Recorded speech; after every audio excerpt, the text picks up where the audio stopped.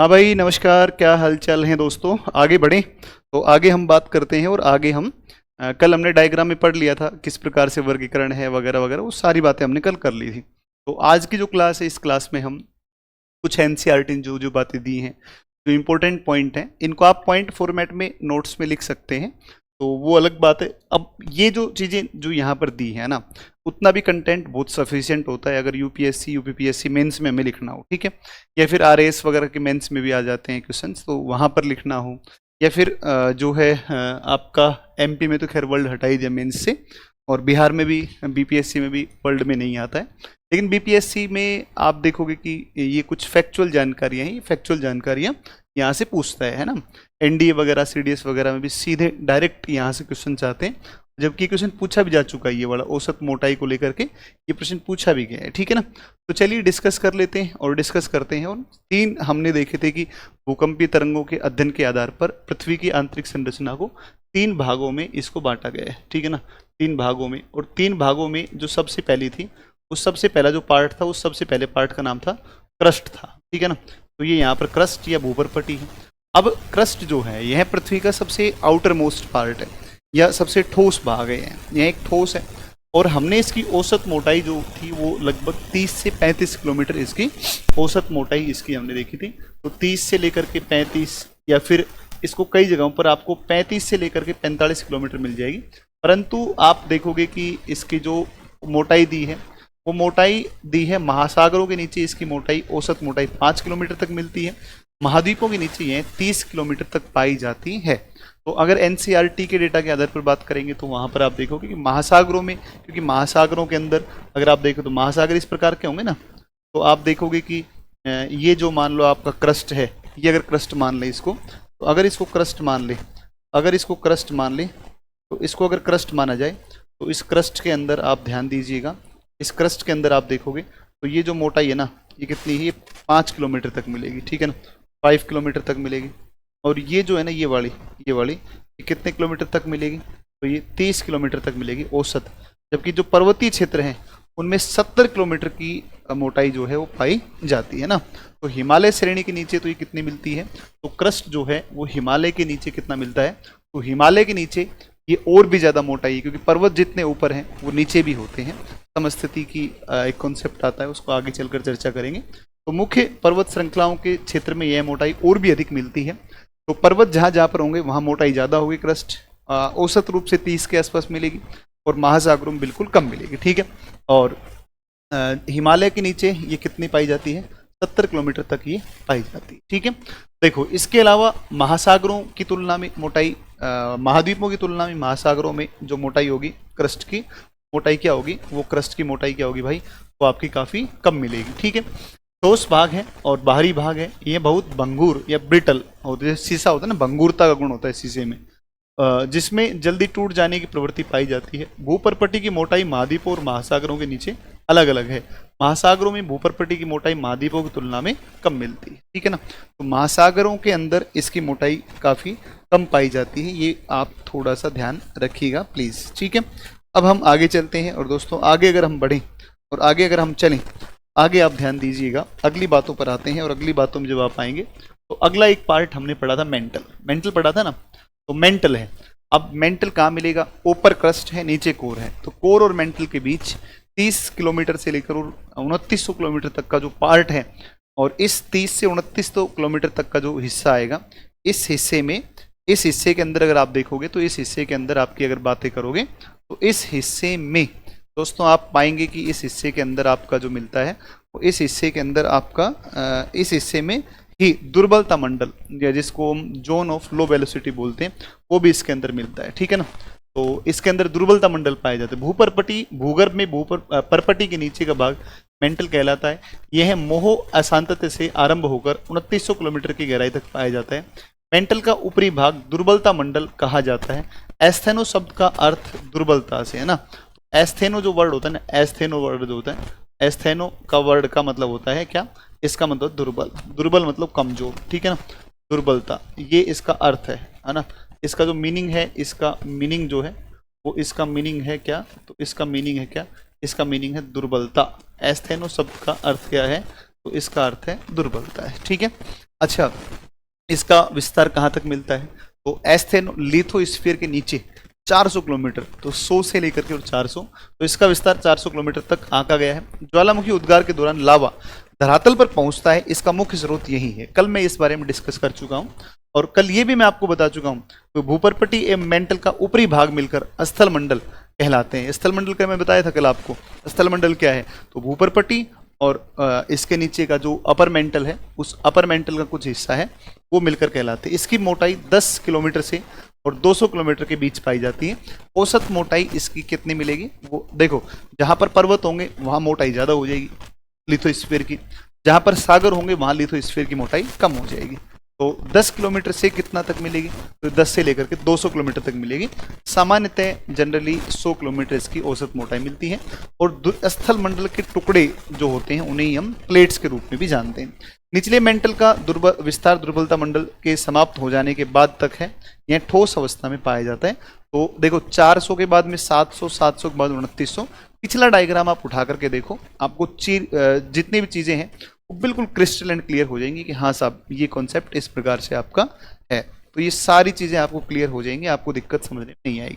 फिर दोस्तों, सबसे अंदर का भाग बचता है कोर या क्रोड, इसको बोलते हैं। और क्रोड या फिर इसको अगर हम कोर कहें, तो इस कोर या क्रोड की जब बात करते हैं तो 2900 किलोमीटर से लेकर के और जो है आपका केंद्र तक, ये पूरा का पूरा जो भाग है, आंतरिक भाग, वो आपका कोर या क्रोड है। तो भूकंपीय तरंगों के वेग के नीचे वेग ने पृथ्वी के कोर को समझने में सहायता की है। कोर या क्रोड व मेंटल की सीमा 2900 किलोमीटर की गहराई पर है। बाह्य कोर तरल अवस्था में, जबकि आंतरिक कोर ठोस अवस्था में मिलता है। कोर भारी पदार्थों निकिल व फेरस से बना है, इसे निफे परत के नाम से भी जाना जाता है। कितना प्यारा सा लिख रखा है, और कल मैंने कितना अच्छा डायग्राम आपको समझाया था। अगर आप वास्तव में मेरे बहुत अच्छे विद्यार्थी हैं और अगर छोटी छोटी चीज़ों को समझते हैं, तो कल कितना प्यारा डायग्राम मैंने आपको बना करके बताया। एक एक डिसकंटिन्यूटी बताई आपको, एक एक की गहराई मैंने आपको वहां पर बताई। सबसे पहले क्रस्ट 30 से 35 किलोमीटर है, फिर 30-35 से लेकर के और आप चलेंगे 2900 किलोमीटर मेंटल है, 2900 लेकर केंद्र तक आपका कोर मिलता है। फिर आपको बताया क्रस्ट आपका ठोस है, मेंटल आपका ठोस है, लेकिन मेंटल का एक हिस्सा जहां पर दुर्बलता मंडल के रूप में जानते हैं जिसको, 100 से 400 किलोमीटर, वह जो है वह प्लाज्मा अवस्था के अंदर है। फिर आपका नीचे कोर आ गया। आउटर कोर कैसा है? लिक्विड फॉर्म में है।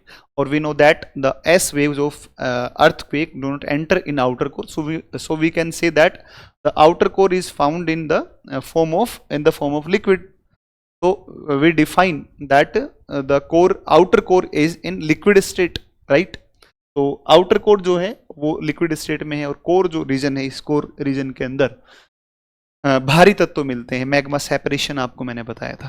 मैंने बहुत छोटे छोटे कॉन्सेप्ट आपको बता दिए हैं, और आप अगर यूपीएससी, यूपीपीएससी या किसी भी स्टेट पीएससी एग्जामिनेशन के लिए, या यूपीएससी के कोई और एग्जाम सिविल सेवाओं के अलावा, अगर आप उन एग्जामिनेशंस को देंगे ना, तो इतना आपको कंटेंट ज्योग्राफी में मिल चुका है या फिर मिल जाएगा एंड तक, एंड ऑफ क्लास तक, कि दोस्तों हम बेहतरीन इस विषय में कभी भी हम मार नहीं खाएंगे, कभी गलती नहीं करेंगे, ठीक है ना। चीज़ें एनसीईआरटी में बहुत दे रखी हैं, सिस्टम से ही दे रखी हैं, लेकिन उन सिस्टमेटिक चीज़ों को और भी सिस्टम से मैंने आपको बता दिया है, ठीक है ना, और भी ज़्यादा सिस्टम से बता दिया है, लिख के बताया है, मेहनत करके आपको दिखाया है। तो कुल मिलाकर के आपको चीज़ें बहुत अच्छे तरीके से ये काम आएंगी इन फ्यूचर जब आप एग्जाम देंगे, ठीक है ना। तो ये आपका कोर हो गया, ठीक है। अब देखो, इस चैप्टर में दो और टॉपिक दिए गए हैं। एक टॉपिक दिया गया भूकंप, एक टॉपिक दिया गया ज्वालामुखी। तो भूकंप के बारे में मैंने सामान्यतः कहा था कि प्लेटों में गति के कारण जो एनर्जी रिलीज होती है, उसकी वजह से अर्थ का जो सरफेस है उस पर वाइब्रेशन होता है, वाइब्रेट होती है, और वाइब्रेशन जब होता है तो उस वाइब्रेशन को हम भूकंप के रूप में जानते हैं।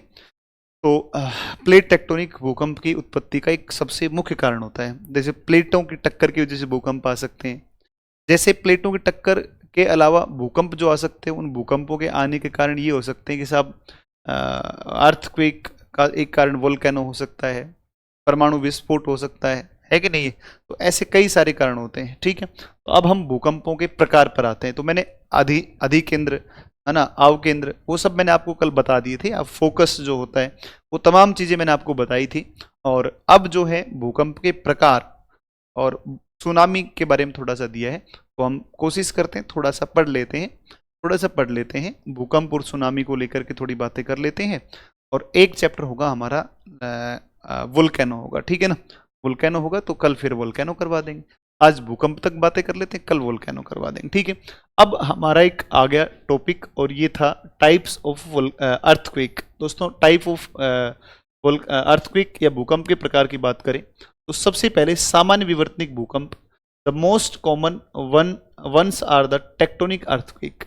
These are generated due to sliding of rocks along a fault plane, ठीक है ना। ये कह रहा है कि ये भूकंप ही अधिक आते हैं। पृथ्वी पर आने वाले भूकंपों में सर्वाधिक आने वाले भूकंप कौन से हैं? विवर्तनिक भूकंप, टेक्टोनिक आपके अर्थक्वेक है। टेक्टोनिक अर्थक्वेक कौन से होते हैं? तो भाई टेक्टोनिक अर्थक्वेक्स की अगर बात करते हैं, टेक्टोनिक अर्थक्वेक जो होते हैं, टेक्टोनिक अर्थक्वेक, वो टेक्टोनिक अर्थक्वेक होते हैं आपके जो भूकंप आते हैं कैसे? जो भूकंप प्लेटों में टक्कर या चट्टानों में खिसकाव के कारण आते हैं ना, चट्टानों के सरक जाने के कारण उत्पन्न होते हैं ना। तो कोई भ्रंश बनेगा, उस भ्रंश तल के सहारे चट्टानें खिसकेंगी, प्लेट टकराएंगी, प्लेटें दूर जाएंगी, पैरेलल चलेंगी। इनकी वजह से अगर कोई भूकंप आता है या कंपन होता है तो उसको टेक्टोनिक भूकंप कहते हैं। एक विशिष्ट वर्ग के विवर्तनिक भूकंप को ही ज्वालामुखी जन्य भूकंप समझा जाता है। ये भूकंप अधिकांशतः सक्रिय ज्वालामुखी क्षेत्रों तक ही सीमित है। देखो, विवर्तनिक की टेक्टोनिक एक्टिविटी की वजह से आप जानते हैं कि दो प्लेटें जब टकराती हैं तो टक्कर की वजह से ज्वालामुखी उत्पन्न होते हैं, या विपरीत जाती हैं तो भी ज्वालामुखी उद्गार होते हैं। तो एक प्रकार से विवर्तनिक क्रिया का परिणाम होता है वोल्केनो, है ना। और वोल्केनो जब फटेगा, आपका ब्लास्ट होगा, तो वोल्केनिक इरप्शन के दौरान भी भूकंप आते हैं। तो कुल मिलाकर special class of tectonic earthquake is sometime recognised as volcanic earthquake, however these are confined to area of active volcanoes, है ना। तो जहां सक्रिय ज्वालामुखी होते हैं उन क्षेत्रों में भी भूकंप अनुभव किए जाते हैं। एक होते हैं आपके कोलैप अर्थक्वेक होते हैं, कोलैप, है ना। एक कोलैप्स भूकंप वो होते हैं, कोलैप्स अर्थक्वेक भी होते हैं ना। तो कोलैप्स अर्थक्वेक की अगर बात करते हैं साथियों, तो कोलैप अर्थक्वेक कौन से होते हैं? ऐसे अर्थक्वेक होते हैं जो खनन क्षेत्रों में आते हैं। कोई ऐसा क्षेत्र जहां पर खुदाई हो रही है, खानें खोदी जा रही हैं, ऐसे क्षेत्रों के अंदर खानों की छतें ढह जाती हैं। इसकी वजह से भी उस क्षेत्र में पर्टिकुलर रीजन जहां पर ये खनन गतिविधि हो रही है और वहां छत ढह गई, और उस छत ढह जाने के कारण कुछ कंपन महसूस किया जाता है धरातल पर, ऐसे भूकंपों को हम कौन से बोलते हैं? कोलैप, या फिर ऐसे भूकंपों को हम नियत भूकंप के रूप में जानते हैं, ठीक है।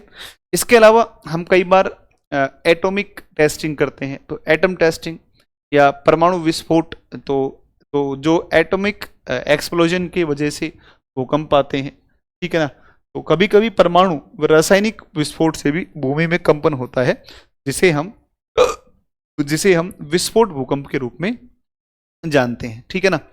और एक आपके होते हैं रिजर्वायर इंड्यूस्ड भूकंप, तो बांध जनित भूकंप एक होते हैं। तो भूकंपों के प्रकारों में हम जब कैटेगराइज करेंगे तो 5 प्रकार के भूकंप: विवर्तनिक भूकंप, ज्वालामुखी भूकंप, ठीक है, टेक्टोनिक अर्थक्वेक, वोल्केनिक अर्थक्वेक, एक आपका कोलैप अर्थक्वेक हो गया, एक एटॉमिक या विस्फोट भूकंप एक्सप्लोजन अर्थक्वेक हो गया, और एक आपके कौन से हो गए? रिजर्वायर इंड्यूस्ड हो गए या बांध जनित भूकंप हो गए। तो सामान्यतः 5 प्रकार भूकंपों के होते हैं, और ये पांचों प्रकार जो है, और सर्वाधिक या मैक्सिमम जिन अर्थक्वेक को आप देखोगे तो मैक्सिमम जो आते हैं ना, वो मैक्सिमम कौन से आते हैं? तो साथियों मैक्सिमम कौन से आते हैं?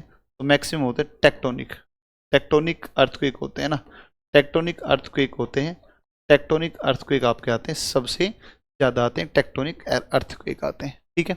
चलिए, अब भूकंपों का मेजरमेंट कैसे होता है? मेजरिंग ऑफ अर्थक्वेक, या भूकंपों की माप की जब बात करता है, तब भूकंपों का मापन, जब कितनी फ्रीक्वेंसी का था, है ना, इस तीव्रता का था, ये इंटेंसिटी थी, ये थी, ये थी, ये थी, ये थी, तो किस प्रकार से होता है? तो देखो, इसका जो मापक यंत्र होता है, जिसको हम सिस्मोग्राफ बोलते हैं ना,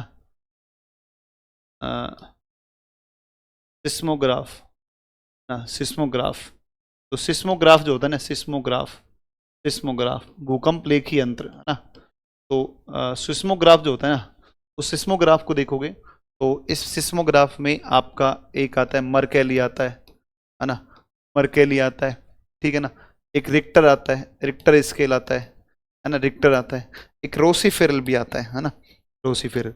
लेकिन जनरली जो है हम दो का ही उपयोग ज़्यादा होता है दुनिया में, एक तो मर्केली, एक कौन सा, रिक्टर, एक रोसीफेरल। तो मर्केली जैसे अमेरिका के अंदर भूकंप का मापन कैसे होता है, तो अमेरिका में भूकंप का मापन किससे होता है, मर्केली से होता है।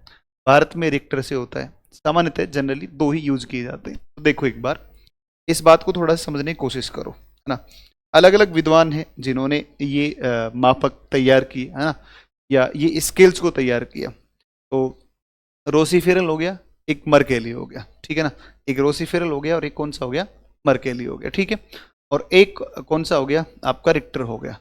तो अमेरिका में जब भूकंप आया, अमेरिका में जब भूकंप आया, तो भूकंप का या अर्थक्वेक का मेजरमेंट जब करेंगे, तो भूकंप के आने के समय मेजरमेंट नहीं होगा। भूकंप आ गया, उसके बाद में किसी क्षेत्र में, पर्टिकुलर रीजन में कितना नुकसान हुआ, उस नुकसान के आधार पर, उस नुकसान के आधार पर मेजरमेंट किया जाता है भूकंप का। तो किसी क्षेत्र में, किसी पर्टिकुलर रीजन में हुए नुकसान के आधार पर जब मेजरमेंट किया जाए, तो इस प्रकार का जो भूकंप होता है, उसी भूकंप को हम कौन से भूकंप के रूप में जानते हैं, ये कौन से उस स्केल के रूप में जानते हैं, तो वही आपका कहलाता है कौन सा, वो है आपका, वो होता है साहब आपका, और वो होता है कौन सा, ये होता है मर्केली, ठीक है ना, मर्केली होता है। जबकि आप रिक्टर जो होता है, रिक्टर, उस रिक्टर में जब आप देखते हैं, तो रिक्टर जो स्केल है 1935 में चार्ल्स अमेरिकी वैज्ञानिक थे चार्ल्स एफ रिक्टर और बेनो गुटेनबर्ग द्वारा इसको विकसित किया गया। एक मात्रात्मक भूकंप मापी यंत्र है, ठीक है ना, एक मात्रात्मक भूकंप मापी यंत्र है। और इसके दौरान कितनी ऊर्जा उत्सर्जित हुई, कितनी मात्रा में, देखो कितना नुकसान हुआ, ये नहीं दिखा रहा है, ये नहीं दिखा रहा है कि कितना नुकसान हुआ, ये दिखाता है कि साहब कितनी तीव्रता। तो मात्रात्मक कह रहा है, गुणात्मक नहीं है, तो ध्यान रखना। या ये क्वांटिटिव स्केल है, ये बात आपको बिल्कुल अच्छे से फोकस करनी पड़ेगी, इस बात को समझना पड़ेगा भाई, इस बात को समझना पड़ेगा तुम्हें, इस बात को तुम्हें समझना पड़ेगा कि ये मात्रात्मक होता है ना।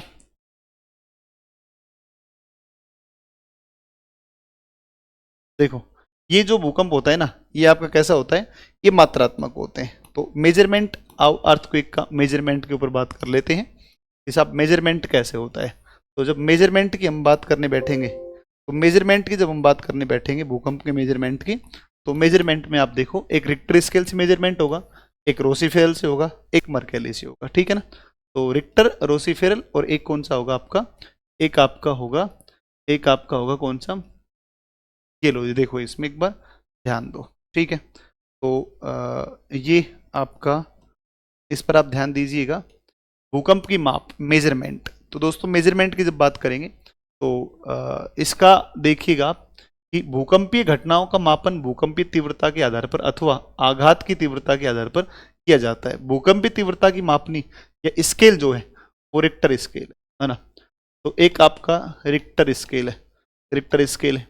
और रिक्टर स्केल की जब आप बात करते हैं, तो मात्रात्मक है, मात्रात्मक है ना, मात्रात्मक, मात्रात्मक, क्वांटिटिव है, क्वांटिटिव है ना, क्वांटिटिव है, मतलब कितनी ऊर्जा का उत्सर्जन हुआ, तो ऊर्जा उत्सर्जन दिखाता है ना, ऊर्जा उत्सर्जन, ठीक है ना, ऊर्जा उत्सर्जन को दिखाता है ना, वो बताता है, राइट, ऊर्जा उत्सर्जन को बताता है, ठीक है, ऊर्जा उत्सर्जन को बताता है। ध्यान रखिएगा इस बात को, कितनी ऊर्जा निकली इस चीज को दिखाएगा। तो ये भूकंपीय तीव्रता को दिखाएगा कि साहब कितनी इंटेंसिटी रही, किस इंटेंसिटी के साथ में एनर्जी रिलीज हुई है। इसका जो विकास है वो अमेरिकी विद्वान है 1935 के अंदर इसको बनाया गया। 1935 में ये जो है एफ रिक्टर है ना, रिचर्ड एफ रिक्टर और एक गुटेनबर्ग, तो दो विद्वानों के द्वारा, अमेरिकी जो स्कॉलर हैं, अमेरिकन स्कॉलर हैं और अमेरिकी विद्वान हैं, अमेरिकी वैज्ञानिक हैं, एफ रिक्टर, वैज्ञानिक एफ रिक्टर, ठीक है ना, एफ रिक्टर व गुटेनबर्ग, ठीक है ना, व गुटेनबर्ग द्वारा विकसित, ठीक है ना, गुटेनबर्ग द्वारा विकसित, बर्ग द्वारा विकसित इसको किया गया। एमपीपीएससी के अंदर ये मेंस में क्वेश्चन पूछा हुआ प्रश्न है ना, किस वर्ष इसका और किसके द्वारा ये बनाया गया था, ठीक है ना। एक बार ये पूछा जा चुका है, ठीक है। तो ये इसमें पूछा जा चुका है ना। तो ये गणितीय मापक है, लघु गणकीय पैमाने पर आधारित है ना। तो लघु गणकीय पैमाना है और लघु गणकीय पैमाना है जो कि आपका गणितीय पैमाना है ना। तो एक मैथमेटिकल गणितीय स्केल है ना, मैथमेटिकल स्केल है ना, स्केल है या पैमाना है जो कि लघु गणक पर आधारित है। लोगरिदम नहीं होता है, लघु गणक पर आधारित होता है, लघु गणक पर आधारित होता है, लघु गणक पर आधारित होता है, राइट। लघु गणक पर, लघु गणक या लोगरिदम पर आधारित होता है। फिर आप देखो एक बार, इस मापनी के अनुसार भूकंप की तीव्रता 1 से 10 तक होती है ना। जैसे उस पर स्केल पर 1 से 10 तक नंबर होते हैं। जैसे 1 से दूसरे पर जाओगे तो एनर्जी 10 गुना बढ़ जाती है ना। जैसे 10 की पावर 1 है ना, तो जब आप आगे जाओगे तो 10 की पावर 2 हो जाएगी, फिर आगे चलोगे तो 10 की पावर 3 हो जाएगी। तो ये हो गया ना, लोग बेस्ड हो गया, 10 की पावर 4, फिर 10 की पावर 5 हो गया, ठीक है कि नहीं। तो ये हो गया आपका। तो 10 की पावर 1 के लिए 1 काम में लिया जाता है, 10 की पावर 2 के लिए 2 काम में लिया जाता है, 10 की पावर 3 के लिए 3 काम में लिया जाता है, 10 की पावर 4 के लिए 4 काम में लिया जाता है। तो कितनी तीव्रता का स्केल है भाई, कितनी तीव्रता का है, 5 तीव्रता का आया, ठीक है ना, 5 तीव्रता का आया। तो पहले से लेकर के इसकी तुलना में 5 गुना एनर्जी रिलीज हुई थी, ठीक है ना। तो ये कुल मिला करके आपका होता है कौन सा, ये होता है आपका, तो ये आपका आ जाता है कौन सा, ये आता है कौन सा, रिक्टर आता है, ठीक है। आघात की तीव्रता या गहनता को जो है इटली के भूकंप वैज्ञानिक मर्केली के द्वारा, ठीक है ना, मर्केली के द्वारा। अब मर्केली स्केल की बात कर लेते हैं, मर्केली स्केल की बात कर लेते हैं। देखो एक बार मर्केली के बारे में क्या क्या जानकारी है, ठीक है। मर्केली के बारे में आप देखो, ठीक है भाई, देखो तुम लोग मर्केली, देखो प्रत्यक्ष हानि, देखो ये लिखा नहीं इसने, बड़ा अच्छा लिखा है कि के नाम पर जाना जाता है। यह झटकों से हुई प्रत्यक्ष हानि द्वारा निर्धारित की जाती है। इसकी गहनता 1 से 12 होती है ना। तो मर्केली जो होता है, मर्केली, उस मर्केली का अगर हम देखेंगे तो मर्केली जो है ना, मर्केली, मर्केली स्केल, इसमें ये गुणात्मक है ना, मात्रात्मक नहीं है, ये क्वालिटेटिव है ना, गुणात्मक है, गुणात्मक स्केल है, गुणात्मक पैमाना है। क्योंकि इसमें प्रत्यक्ष हानि का, भूकंप आ गया, अब वैज्ञानिक जो भूकंप वैज्ञानिक होंगे वो अब अनुमान लगाएंगे साहब कितना नुकसान हुआ, उस नुकसान के आधार पर उसकी तीव्रता को देखेंगे कि इतनी इंटेंसिटी रही है, ठीक है ना। इसलिए आप इन दोनों में बेसिक डिफरेंस ये है, रिक्टर में और इसमें मर्केली के अंदर, कि वो मात्रात्मक है, ये गुणात्मक है, ठीक है। तो मात्रात्मकता का और गुणात्मकता का इसमें दोनों में क्या मिलता है, डिफरेंस मिलता है। आप उम्मीद है कि इस बात को समझ भी गए होंगे, आप इस बात को आराम से समझने के बाद में कर भी लेंगे, ठीक है ना। अब हम थोड़ा सा आते हैं कि साहब जब भी कभी भूकंप आएगा तो उसके क्या क्या क्या क्या क्या क्या क्या क्या उसके इफेक्ट होंगे, प्रभाव होंगे। तो अब हम थोड़ा सा इसके प्रभावों पर चलते हैं, और प्रभावों पर चलते हैं और देखते हैं कि साहब क्या क्या प्रभाव इसके हो सकते, ठीक है ना, क्या क्या प्रभाव इसके हो सकते हैं, ठीक है ना, क्या क्या प्रभाव हो सकते हैं, ठीक है। अब क्या क्या प्रभाव हो सकते, इसको अपने को देखना है, राइट, इसको देखना है सब क्या क्या प्रभाव होंगे। तो प्रभाव, भूकंप के प्रभाव क्या क्या होंगे, बता दो क्या प्रभाव होना चाहिए। भूकंप अच्छे होते हैं कि खराब होते हैं, पहले तो तुम ये बताओ, है ना। पहले तो सारे बच्चे ये बात बता देंगे कि साहब भूकंप अच्छे कि खराब। अच्छा, दाग अच्छे होते हैं खराब होते हैं, दाग तो अच्छे होते हैं। तो भूकंप अच्छे होते हैं खराब होते हैं, तो भूकंप भी अच्छे होते होंगे, खराब तो होते हैं, हम जानते हैं। लेकिन भूकंप जो है, भूकंप, भूकंप अच्छे भी होते हैं कुछ मामलों में, और किन मामलों में साहब ये क्या कह रहे हैं, तो गलत बात है ये तो। आप एक तो भूकंप इतनी खतरनाक समस्या है, और ऊपर से ये बात और बोल रहे हो कि साहब भूकंप तो अच्छे होते हैं। हाउ इज इट पॉसिबल, कैसे संभव है भूकंप अच्छे होते हैं। तो सुनिएगा ध्यान से, ध्यान से सुनिएगा और समझने की कोशिश कीजिएगा। देखो, इफेक्ट्स ऑफ द अर्थक्वेक, एक एक करके एक एक के ऊपर बात करते हैं कि साहब भूकंप जब आएगा तो भूमि हिलेगी, ग्राउंड शेकिंग, है ना। देखो भूमि हिल जाएगी, भूमि ऐसे डोल जाएगी, हिलेगी ऐसे। और भूमि जब ऐसे हिलेगी, भाई भूमि ऐसे हिलेगी ना, ग्राउंड शेकिंग एक बड़ी समस्या है, भूमि का हिलना, भूमि का हिलना ये एक बड़ी दिक्कत है, भूमि का हिलना, ठीक है ना। तो भूमि का हिल जाना, भूमि का हिलना, ये इसका प्रभाव होता है। धरातलीय विसंगतियां, है ना, या डिफरेंशियल ग्राउंड सेटलमेंट। भूमि जो है, जैसे आप देखते हो कि कई जमीन खिसक जाती हैं, कहीं ऊपर चली जाती है, कहीं नीचे चली जाती हैं। जैसे अल्लाह का बांध गुजरात के अंदर एक भूकंप की क्रिया के दौरान बन गया था ना, तो ये आपका हो गया धरातलीय विसंगति उत्पन्न हो जाती है, डिफरेंशियल ग्राउंड सेटलमेंट हो गया। भूस्खलन या पंक स्खलन, land and mud slides, land खिसक जाती है, पंक मतलब दलदल, या जो दलदल या भूमियाँ होती हैं वो मूव कर जाती हैं, वो चल पड़ती हैं ना, दलदल जो होते हैं। मृदा द्रवण, सॉलिड सॉइल लिक्विफिकेशन हो जाता है ना, मिट्टी जो है वो मिट्टी का ध्रुवीकरण हो जाता है। धरातल का एक तरफ झुकना, लैंड इधर उधर हो सकती है। हिमस्खलन, बर्फ टूट के चल पड़ती है। धरातली विस्थापन, जमीन या सरफेस विस्थापित एक जगह से दूसरी जगह चला जाएगा। बांध और तटबंध टूट जाते हैं, बांध टूट जाएंगे, बाढ़ आ जाएगी बांध की वजह से। आग लग जाएगी, आग लग जाएगी, भाई आग लग सकती है यार, आग कैसे लग जाएगी? तब किसी घर में कुछ भी है, कोई परमाणु रिएक्टर वो टूट गया तो उससे आग लग जाए, या कोई और कई कारण हो, गैस सिलेंडरों से आग लग जाए किसी एरिया में। इमारतें टूट जाती है और ढांचों का ध्वस्त हो जाता है, इंफ्रास्ट्रक्चर पूरा नष्ट हो जाता है, वस्तुएं गिर जाती हैं, सुनामी भी आती है। लेकिन सुनामी जो है ना, सुनामी सुनामी जो आएगी, सुनामी, वो सुनामी किसकी वजह से आएगी? तो सुनामी आएगी TSUNAMI, है ना। तो सुनामी दो जापानी शब्द है, जापानी वर्ड है, जापानी शब्द है, ठीक है ना, जापानी शब्द है, और जापानी शब्द है इसमें टू, और एक वर्ड है नामी, है ना, नामी, ठीक है। टू मतलब होता है लहरें, है ना, लहरें होता है जापानी भाषा में, और इसका मतलब होता है बंदरगाह। तो बंदरगाही लहरें, है ना, बंदरगाही लहरें, ठीक है। तो एक ये इसका मतलब होता है बंदरगाही लहरें, अर्थात इसका मतलब क्या है साहब? तो इसका मतलब क्या है? तो इसका मतलब बड़ा सिंपल सा है कि साहब जब भी कभी समुद्र में भूकंप आता है, तो जब भी कभी जो है भूकंप आएगा समुद्र के अंदर, समुद्र में भूकंप की वजह से, समुद्र में भूकंप की वजह से जो है पोर्ट कह दो या हार्बर कह दो इसको, है ना, बंदरगाह, बंदरगाह कह दो, पोर्ट कह दो, हार्बर कह दो, बंदरगाह, है ना।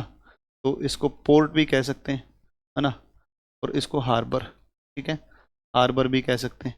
तो इसका मतलब बंदरगाह पर आने वाली बड़ी बड़ी लहरों के लिए वेव, इसको वेव बोल दो, है ना।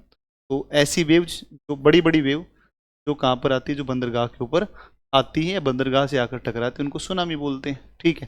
तो सुनामी उत्पन्न होने के कई कारण हो सकते हैं, जिनमें से मेजर जो रीजन है वो है earthquake in the earth ocean surface. सागर की सतह पर जब भूकंप उत्पन्न होगा, तो उस भूकंप के उत्पन्न होने को ही की वजह से जल का लंबवत विस्थापन सागर से और तट की तरफ हो जाएगा। तो सागर से तट की तरफ पानी लंबवत तरीके से मूव करेगा। देखो ये मानो आप इस तरीके से अपने एक डायग्राम बनाकर देखते हैं, है ना। देखो यहाँ पर मान लो ये पानी भरा हुआ है, ठीक है ना, ठीक है, यहाँ पर पानी भरा हुआ है। तो यहाँ पर मान लो यहाँ पर कोई भूकंप उत्पन्न हुआ, ये आपका एप में, ये है आपका फोकस, है ना, फोकस है यहाँ पर, और ये यहाँ पर आपका लैंड है, लैंड एरिया है ना, लैंड रीजन है, ठीक है। अब जैसे यहाँ पर आपका वो हुआ, जैसे ही आपका ये हुआ, जैसे यहाँ पर फोकस पर यहाँ पर भूकंप मतलब भूकंप उत्पन्न हुआ, तो कंपन होगा सरफेस में, और ये पूरा का पूरा जो जल है ना, ये पूरा जल मूव करेगा एक साथ। ये जो पूरा जो जल है ना, ये एक साथ मूव करेगा। ये पूरा जब जल एक साथ आएगा ना, देखो जो हमें जनरली जो लहरें दिखती है ना, वो लहरें जो है ना, वो जनरली हमें जो लहरें दिख रही है ना, जनरली जो हमें लहरें दिखती है ना, जनरली जो हमें लहरें दिखती है वो पानी का ऊपरी भाग है, नीचे का पानी तो शांत है। लेकिन जब यहाँ पर भूकंप उत्पन्न होगा ना, तो ये पूरा पानी नीचे से ऊपर तक, पूरा पानी ऊपर आएगा, और जैसे जैसे ऊपर आएगा, इसकी देखो आप एक बार ऊंचाई क्या होगी, इसकी बढ़ेगी, ठीक है ना। तो क्रेस्ट जो है ना वो बहुत ऊंचा हो जाएगा, ठीक है ना। और आप कह दोगे कि साहब इसकी तरंग दैर्घ्य घटती है ना, लेकिन इसकी जो फ्रीक्वेंसी है वो क्या होती जाती है, ऊंची होती जाती है ना। तो जैसे जैसे समुद्र की लहरें या सुनामी जो है तटों की ओर बढ़ती है, उसकी लंबाई में कमी और तरंगों की ऊंचाई में क्या होती है, वृद्धि होती है। इसको स्वाइलिंग प्रभाव कहा जाता है। मैंने बहुत प्यारी चीज आपको बता दी है, स्वाइलिंग प्रभाव है। तो स्वाइलिंग प्रभाव क्या है, तो स्वाइलिंग प्रभाव मैं आपको बता रहा हूँ। स्वाइलिंग प्रभाव, स्वाइलिंग इफेक्ट क्या है, तो स्वाइलिंग प्रभाव की जब भी बात करेगा दोस्तों तो ध्यान रखिएगा स्वाइलिंग इफेक्ट क्या है। तो स्वाइलिंग प्रभाव के बारे में बात करते समय आप हमेशा इस बात को ध्यान रखिएगा कि जैसे जैसे सुनामी लहरें, जैसे जैसे सुनामी लहरें है ना, जैसे जैसे सुनामी लहरें सागर की ओर लहरें सागर तट की ओर बढ़ती हैं, सागर तट की ओर बढ़ती हैं, सागर तट की ओर बढ़ती हैं, की ओर बढ़ती हैं, सागर तट की ओर बढ़ती हैं, तो बढ़ती हैं, तो है तो इनकी तरंग दैर्ध्य कम होती है, तरंग दैर्ध्य कम होती है और आवर्ती या फ्रीक्वेंसी जो बढ़ जाती है ना, तरंग दैर्ध्य कम, वह इसकी लहरों की ऊंचाई, लहरों की ऊंचाई में वृद्धि होती है, की ऊंचाई में वृद्धि होती है ना। लहरें सागर के तट की तरफ जाएंगे, तो तट की तरफ चलते समय लहरें ऊंची होंगी है ना, की ऊंचाई बढ़ती जाती है, बढ़ती जाती है, बढ़ती जाती है ना, बढ़ती जाती है। इसे ही स्वाइलिंग प्रभाव कहा जाता है। बहुत प्यारा कॉन्सेप्ट बता दिया है, इसे ही स्वाइलिंग प्रभाव कहा जाता है। अब एनसीईआरटी में नहीं लिखा है भाई, नहीं लिखा है तो नहीं लिखा है, क्या ज़बरदस्ती करें कि लिखो भाई। प्रभाव कहा जाता है, यूपीएससी में पूछ सकता है, यूपीपीएससी में पूछ सकता है ना। तो ये कुल मिला करके, या फिर जो है बीपीएससी में पूछ सकता है, स्वाइलिंग प्रभाव है। तो ये बड़ा अच्छा क्वेश्चन है ना, बेहतरीन क्वेश्चन हो सकता है तुम्हारे एग्जाम के पर्पज से। तो ये सुनामी, आपकी छोटी सी बातें सुनामी के बारे में मैंने आपको बताई है ना। जैसे जैसे ये आपका ले लो भाई लहरें है ना, अब देखो ऊंचाई क्या होगी, बढ़ेगी।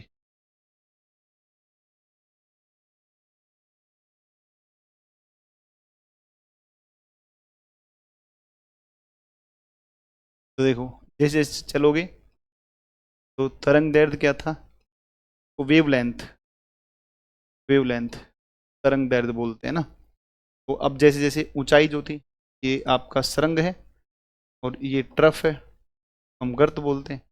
अब ये जैसे जैसे तट की ओर, तट की ओर जैसे जैसे तट की ओर चलेगी, वैसे वैसे ऊंचाई बढ़ती जाएगी और तरंग दैर्ध्य जो है ना, वो तरंग दैर्ध्य क्या होता जाएगा, छोटा होता जाएगा। तो ये वेवलेंथ छोटी होगी, तरंग दैर्ध्य छोटा होगा और ऊंचाई क्या होगी, बढ़ेगी। ठीक है, तो तरंग दैर्ध्य का बढ़ना, घटना और ऊंचाई का बढ़ना, इसे स्वाइलिंग प्रभाव के नाम से जानते हैं। ठीक है ना। तो उच्च ऊर्जा वाली दीर्घ महासागरीय तरंगें होती हैं और ये जो है वास्तव में tsunami is not not a wave, whereas it is the group of waves है ना। तो सुनामी कोई लहर नहीं है, लहरों का समूह है। It is not a, not a wave, whereas, whereas it is, it is, it is group of, group of waves, group of wave है ना, ग्रुप ऑफ वेव्स। तो ये ना लहरों, लहर नहीं है, लहरों का समूह है ना। सुनामी कोई लहर ही नहीं है, लहर नहीं है। सुनामी एक लहर नहीं है, एक लहर नहीं है, बल्कि लहरों का समूह है। लहर नहीं है जबकि लहरों का समूह नहीं, जबकि लहरों का समूह है ना, लहरों का समूह है, का समूह है। ठीक है, लहरों का। क्लियर, तो आप सबको ये बात समझ में आ गई होंगी। अब हम थोड़ा सा बात करेंगे सब एनसीईआरटी ने क्या दिया है। आओ भाई एनसीईआरटी को भी देख लेते हैं, एनसीईआरटी ने ऐसा क्या दे दिया। तो हम बहुत ज़रूर है कि पढ़ें उस चीज़ को ना। तो चलो ठीक है ना। तो ठीक है, एनसीईआरटी को देख लेते हैं ना, एनसीईआरटी में क्या क्या दिया है। चलिए थोड़ा सा देख लेते हैं, एनसीईआरटी की बातें भी सुन लेते हैं, है कि नहीं, उसको भी सुनना ज़रूरी है। ठीक है, तो चलिए दोस्तों ध्यान दो एक बार इसमें।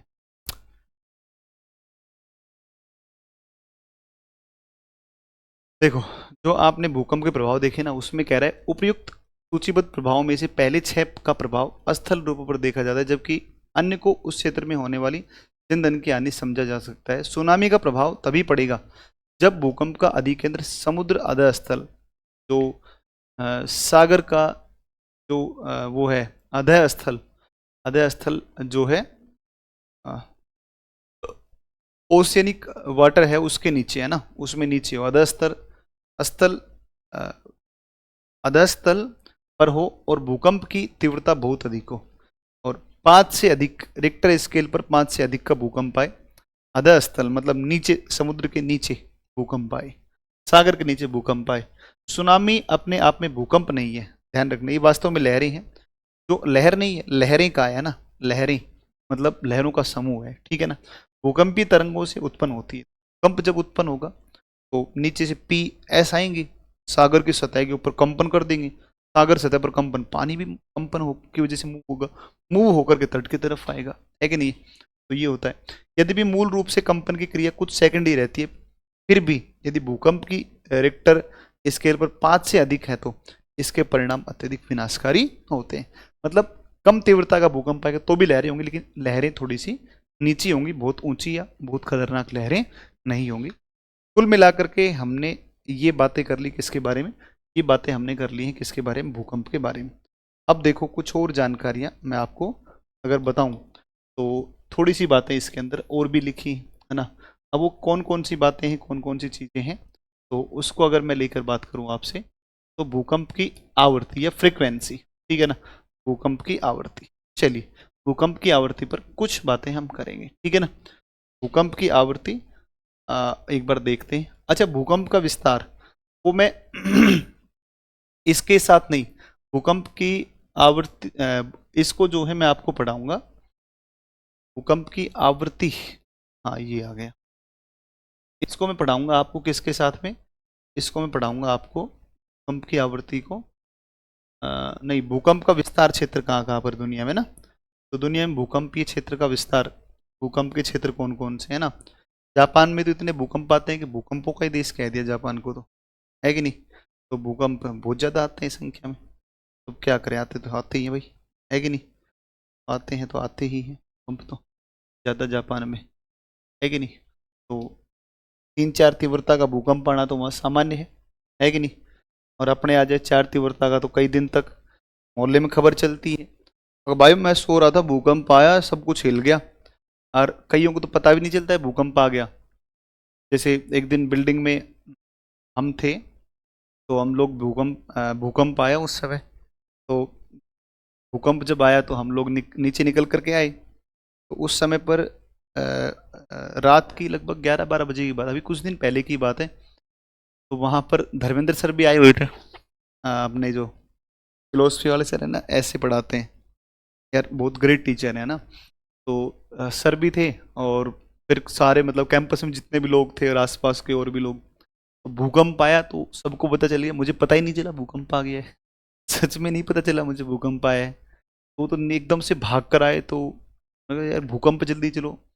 तब हम नीचे निकल कर भागे ना, और उधर जो है नीचे निकल कर भागे, कैंपस में आए, देखा कि भूकंप है, और चारों तरफ बच्चों ने क्या शोर शराबा, हो जोर जोर से है ना, पूरा शोर मचाने लग रहे बच्चे। मतलब भाई अब वो पूरा कोचिंग हब है वो तो सारा का सारा, तो वहाँ 20,000-25,000 बच्चे तो ऐसे होंगे जो अपने केजीएस में ही पढ़ते हैं, है ना। अब आप समझो आसपास के एरिया में 20,000 बच्चे कम से कम अकेले केजीएस के हैं, तो अब इतने बच्चे जब शोर मचाना शुरू करेंगे रात को 11 बजे, तो कैसा माहौल रहा होगा। तो सर हमें कह रहे हैं कि देख लो सर, हैप्पीनेस इंडेक्स भारत का जो है ना, वो इस समय चेक किया जाना चाहिए। इतनी बड़ी आपदा आ गई है, लेकिन फिर भी भारतीय मजे ले सकते हैं ना। तो कितनी बड़ी आपदा के दौरान भारतीय बच्चे मजे ले सकते हैं, ये आधार होना चाहिए हैप्पीनेस इंडेक्स को चेक करने का, है ना। कि सर बात तो सही है, इतनी बड़ी आपदा में भी जो है मजे ले रहे हैं बच्चे, है कि नहीं। भूकंपों का कई लोगों को तो पता ही नहीं चलता है, मेरे जैसे लोगों को तो। हाँ, एक दिन जयपुर भूकंप आया, जबरदस्त भूकंप को बोलते हैं, भयानक भूकंप, पूरी बिल्डिंग हिल गई थी भाई, पूरी बिल्डिंग हिल गई थी। और मैं पहली बार इतना वास्तव में इतना डरा, ये होता है भूकंप तो, खतरनाक भूकंप था, मतलब हिल गया पूरा सिस्टम। फिर मैं एकदम से भागा, फोन उठा करके निकला मैं, रात को, वो भी रात को ही आया था 12-1 बजे के आसपास। जबरदस्त 3-4 घंटे नींद नहीं आई, पूरी रात बाहर बैठ के काटी रोड के ऊपर ही बैठे बैठे रात काट दी। कोई भरोसा नहीं है ना भाई। भूकंप क्यों आया? प्लेट में मूवमेंट हुआ है, प्लेट में मूवमेंट हुआ है, भूकंप इसलिए आया ना। और वो प्लेट में मूवमेंट हो सकता है, एक मूवमेंट हो धड़ाम से, और क्या पता अगला मूवमेंट धड़ाम से और जोरदार तरीके से हो जाए कुछ समय बाद में ही। फिर जब कभी भूकंप आ जाए तो फिर 1-2-4 दिन पूरा अलर्ट पर रहना चाहिए। लगातार बैक टू बैक भूकंप फिर से आ सकता है कि नहीं है? थोड़ा ध्यान रखना जब भूकंप आए तो। अब भूकंप की आवृत्ति के ऊपर बात कर रहा है। भूकंप एक प्राकृतिक आपदा है। तीव्र भूकंप के झटकों से जन व धन की अधिक हानि होती है। फिर भी ऐसा नहीं है कि विश्व के सभी भागों में तीव्र भूकंप ही आते हैं। केवल वही क्षेत्र जो भ्रंश के समीप है, जहाँ पर फोल्ट है, जैसे हमारा पूरा का पूरा जो ये उत्तर का विशाल मैदान है, ये फॉल्ट के ऊपर है, भ्रंश है यहाँ पर। भाई साहब, दिन यहाँ खतरनाक भूकंप आ गया, सही मायने में खतरनाक वाला आ गया, और एपी सेंटर दिल्ली के आसपास हुआ। दिल्ली का अधिकांश हिस्सा तबाह हो जाएगा। दिल्ली से थोड़ा बच कर रहो, क्योंकि इस स्टैंडर्ड के आधार पर भूकंप रोधी बिल्डिंग्स नहीं बनी है सारी की सारी। बड़ा खतरनाक सेंटर है दिल्ली। इससे तो मैं तो दूर ही रहता हूँ बच करके, पता नहीं कब भूकंप आएगा। ऐसे तीव्र झटके महसूस करते हैं हम। ज्वालामुखी और भूकंप के वितरण का वर्णन अगले अध्ययन में करेंगे।